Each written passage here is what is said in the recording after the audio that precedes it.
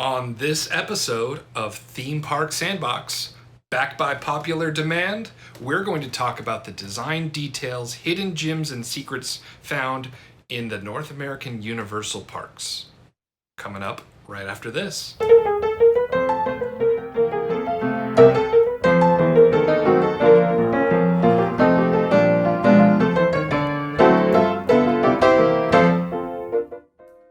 Welcome, ladies and gentlemen, to Theme Park Sandbox. My name is Aaron. My name's Drew. And we're excited to welcome you back to another edition of our Hidden Gems and Secrets series, where we talk about some design details and the small things that really make parks amazing. And we're focusing today specifically on the Universal Parks in the US. Yeah. Drew, we had a bunch of comments and feedback that people really enjoyed what we talked about with our Disney details. So I'm excited to go over these Universal details. How about you? Yeah, I am too. I definitely had a more difficult time finding some hidden secrets and things like that, just because of my experience with Universal theme parks, especially in Florida. I've only been there one time before, but I was able to find some pretty good ones here in Hollywood. So I'm excited to share it with everyone. Awesome. Yeah, I'm definitely a little bit more fluent with the Florida parks out here, but I definitely also had a harder time with some of these details. I think the expanse of Disney and the lineage of Disney really lends itself to that immersive type of detail work in design, and I think Universal is just kind of coming into their own. You know, the parks out here in Orlando are just approaching 30 years old. So, they're in their 30th anniversary now. By contrast, Disney World is celebrating its 50th. That's something that Disneyland has passed quite a few years ago now. Yeah, they definitely have double the amount of time on the Universal theme parks to be able to fill in and rebuild rides and reimagine things, to be able to have kind of hidden secrets and things like that. Mm-hmm. But so the ones that we have, I think, are really good. But yes. Yeah, did you want me to go first, or did you want to go first this time? Yeah, you take it away, Drew. Okay, cool. Awesome. Yeah, so like I said, most of my, actually both of my kind of hidden secrets that I really enjoy at Universal theme parks here in Hollywood. The first one is actually on the Hollywood Tram Tour, and it's something that has recently changed, and I'll tell you why. So the thing that I'm talking about is on the Hollywood Tram Tour here, when you're going through all of the different movie vehicles, so you see the Fast and the Furious cars, the Flintstone cars, at the very end, they have all of the Jurassic Park cars. And so one time, I think it was the last time that you and I went, I was sitting on the left side, so I got a really good look at all the cars. There was one car that kind of stood out to me, and I'm like, man, I think I've seen that car before, but I don't know where.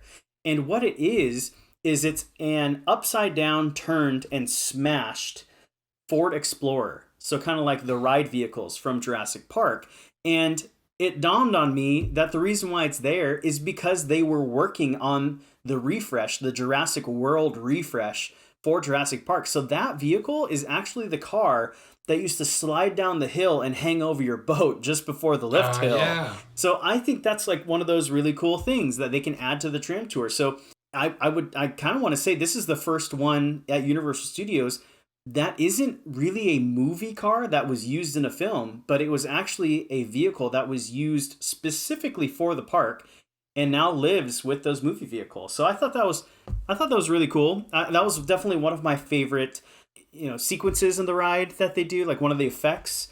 You really did think that car was going to splash really hard into the water and fall on you. So I'm a little sad that it's gone from that ride. But the new stuff that they've come out with in the past couple of weeks is, man, it's pretty amazing. So I'm not so sensitive about it anymore. But yeah. And then the other thing that I had was also related to the Hollywood Tram Tour, and it's like I said, it's just one of those little details. It's in the Kong 3D experience, and it's kind of funny the way they do it, but it's actually the vintage tram car that is smashed at the beginning just before you pull into the soundstage.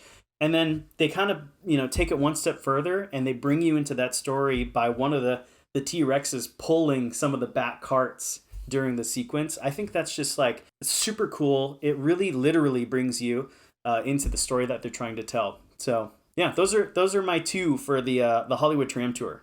Universal's so great at putting you at the center. I mean, it used to be their slogan was "Where you ride the movies," and that really is a perfect example of that. And they're putting you right into the seat of a main character of a big action sequence, and it's so cool that they're doing that. Yeah, and it always makes me wonder, like, it was obviously very sad when Universal Studios, they had a big fire a few years ago, and it destroyed a lot of things, and one of those things was the original King Kong experience with the big animatronic that Florida still has. So, you know, it's kind of sad, but it's also, you know, would we have gotten this experience if they didn't have the fire? So, I don't know, but it's a really cool thing. I will say this wasn't one that I wrote down, but the original Kongfrontation attraction was replaced with the Mummy. But in the sequence in the beginning of the Mummy coaster where the Mummy soldiers pop out and you see all this treasure everywhere, there is actually a big golden ape that comes out. So if you are really eagle-eyed, you can spot the little Kongfrontation tribute that they have inside of the Mummy ride. And then, of course, Kong Skull Island then later opened up, Islands of Adventure, and yeah, it has that huge, amazing, breathtaking animatronic. Definitely cool. Yeah, those are great details, and I really commend Universal in Hollywood for being so true to their roots and their lineage. I mean, the tram tour itself is like over 100 years old. It is. The tram tour at Universal is older than sound in movies. That's crazy. I didn't think about that. You're right. Yeah. That is pretty amazing. That's how old it is. That's amazing. Well, my hidden detail is a little bit more modern than the century-old tram tour. Mine is in the East Coast, and it's outside of Diagon Alley, the entrance in Universal to the Harry Potter Wizarding World attractions. Cool. You're walking around the London facade where you kind of like duck into an alleyway, and that's where you get into the Harry Potter stuff. But on your way, you'll see, and just for some wayfinding here, you'll see like the traditional British phone booth, which I think a lot of people know. If you go in there and dial magic, you get a special little treat on the phone. But if you look to your left from, if you're facing the phone booth, you'll see a record shop.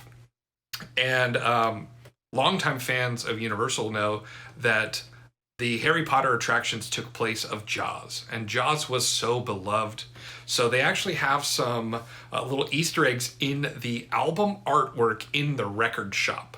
So the one that I think is just spectacular, it's an album by the Quint Trio, a completely made-up band. And it says, "Here's to swimmin' with bow-legged women," which is a line from Jaws. That's awesome. There's another one that says, "Joe says no," says spelled S-E-Z. And it's like totally 80s out. It looks like so silly, but like very much like Frankie Says Relax kind of a vibe. And this was the Universal creative way of paying tribute to the fact that J.K. Rowling, or Joe in this case, had complete veto right. That she could say no to anything, and she did often say no to anything that was happening on the creative side of things, and Universal had to put the brakes on. That's really one of the reasons why Universal won the Harry Potter contract, and Disney, who was kind of like in the works to get it, why they didn't get it. They definitely had more money to throw at it, but J.K. Rowling wanted that creative control. So there's your tribute to that. Joe says no. That's a really cool hidden detail that I'm gonna have to look for it the next time we go. That'll be really fun to look out for. Yeah, and I have watched. I'll point them out. I've watched a lot of videos about that process that Universal had to go through, and it was. I mean, they basically had zero creative control. It was kind of like, it reminds me almost of the movie Saving Mr. Banks, when Walt Disney is working with the author for Mary Poppins, and the process that he had to go through in order to get this film made. So, I mean, I'm sure Harry Potter fans are appreciative of that, though, right? Like, she got to tell the story the way that she wanted it, and rightly so. Like, she is the creator of all these characters, and she knows. It's very much like George Lucas, right? Like you want these people to be a part of your experience making. So, but that's really funny. Joe says no. Yeah, I heard some stories that she was pretty strict. Yes.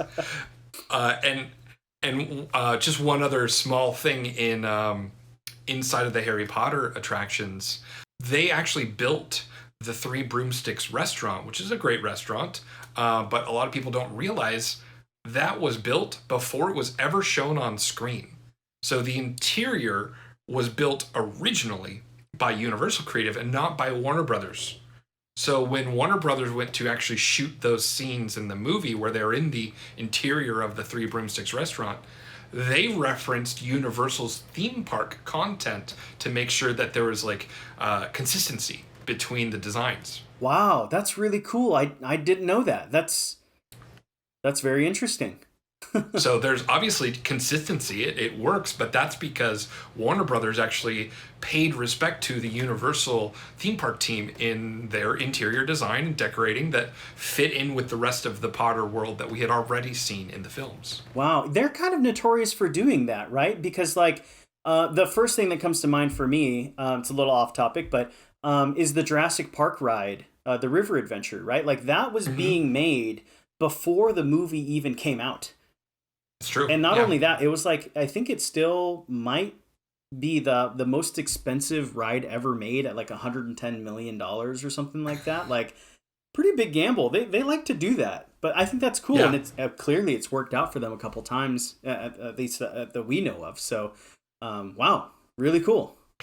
I mean, and even backing up further in the Jurassic Park train, Spielberg was doing pre-production on that before the book was finished. He was working off of a screenplay adaptation with Michael Crichton before the book was done. Like, before the book was bound and in stores, they were working on that screenplay adaptation. So it was really, Jurassic Park mania.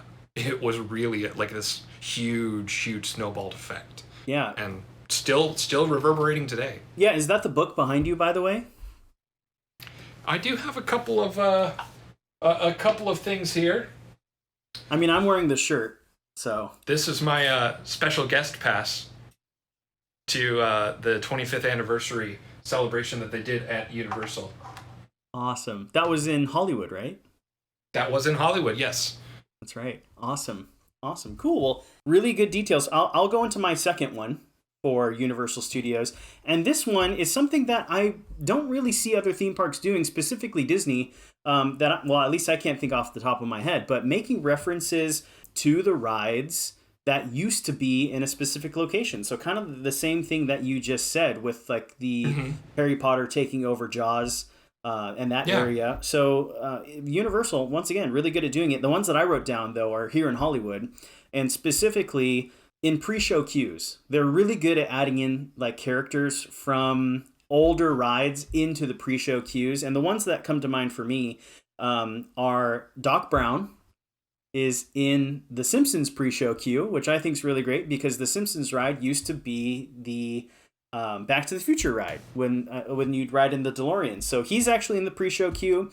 And the other one is Shrek is actually in Kung Fu Panda in their pre-show queue, but like not just like a nod to the character. Like Universal actually puts these characters and has them right in there. Yeah, they have them talk to each other, and I think that's really cool. And that's, like I said, not something that you see done in other parks, and it really is a pretty great tribute, to the things that used to be there, because you got to do it somehow. All the rides are iconic at some point in their time.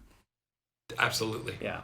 And Universal is not afraid of replacing old attractions. Right. Where Disney has that nostalgia factor that they really take pause and would rather improve or reimagine a ride than replace it with a new Vogue property. The one exception to that I can think of, Drew, where there is like a callback, happens in Winnie the Pooh. Right. And it happens differently whether you're on the East Coast or the West Coast. So here on the East Coast, you actually see this little framed picture of Mr. Toad handing the deed to Toad Manor off to Owl. Really? And it's kind of neat because you see Mr. Toad and Owl, and they're kind of these like, humanoid animal figures that sort of like could coexist in the same Yeah. universe. I could see that happening. That's really cool. And of course, our Winnie the Pooh ride in Critter Country here, just after the Heffalump and Woozle scene, if you look up behind you, you can actually see the three heads from the characters in Country Bear Jamboree, which I think is really cool. And actually, in that Heffalump and Woozle scene, there's like a hot air balloon that Winnie the Pooh is actually coming up and down on, and that was actually the original swing for one of the characters in Country Bear Jamboree too. So that's really cool. That I didn't really think about that, but that is really neat. Winnie the Pooh paying tribute.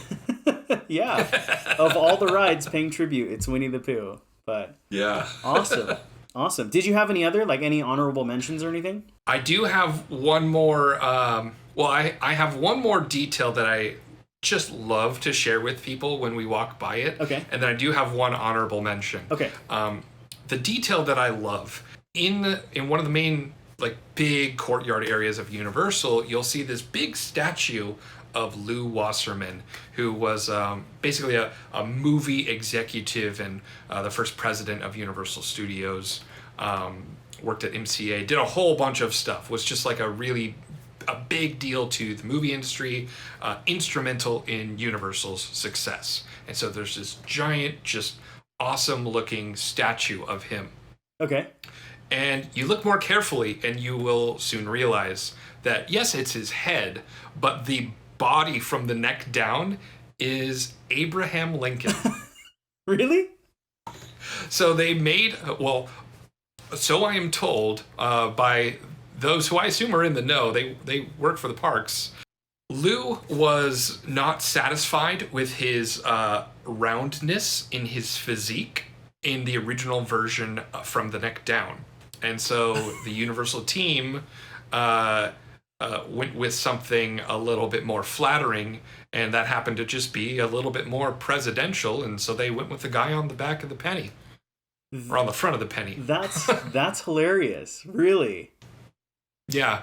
So if you walk by and you're kind of like, oh, that does kind of strike a resemblance to the president. It's funny. And my honorable mention. So this one is very subtle. A lot of Pixar fans will really appreciate this. So there's this ongoing reference to a particular classroom, A113, that you'll see all over Pixar films. And you see it in Disney films, and you see it in Disney. I'm sure that you see it in Disney parks. Yeah. I can't think of anywhere off the top of my head, but it seems very much like a Disney thing because this is a Cal Arts thing that has ties to the Disney animators and Imagineers and just, a huge lineage. Yeah. Walt Disney was very involved with Cal Arts. If you are looking from the entrance but looking out of the Transformers show building, you will see a big crate that says A113 on it. And there are no mistakes when you're writing numbers and letters on pieces of prop work anywhere in a theme park. So that is undeniably that very famous reference that you see on Toy Story license plates and onward. That is the A113 reference that you can find in a Universal park. Yeah, and there's actually a really good documentary that I watched a long time ago. I can't remember the name of it, but it was about Pixar. And it actually came out, and it explains all of the amazing directors and artists and animators and creators that we know of today that went out into Hollywood, and they were all in that classroom, A113 at Cal Arts. So it's I think it's called The Pixar Story. Yes, I'm pretty sure it's called The Pixar Story. So if you have a chance to watch it, it really goes in depth as to the kind of names that we know and love. Most of the Pixar guys, Tim Burton, all of these huge names were all in that classroom together. So, it's really amazing that they make references to it, regardless of where it is, whether it's Disney or Universal or whatever. So that's really cool. I'm going to have to keep my eye out for that one. I'll be sure to point some of these things out when you come out here. there are definitely some things that I haven't yet brought up, but those are the really, really cool ones that I think not everyone may be aware of. I think a lot of people tend to just pass right by some of these things. Okay, cool. I can't wait to see them. Well, Drew, I had a blast on this. Just like the Disney one, this Universal one was super, super fun. And a quick shout out to our audience. Thank you so much for watching, liking, and subscribing. We really, really do appreciate your support and your viewership. Let us know down in the comments. Were there any of these that surprised you? Did you know all these? Are you an expert like Drew and I? Are you a nerd passionate for the Universal Parks? Let us know down in the comments, and we can't wait to see you in our next episode. Take care. Bye, guys.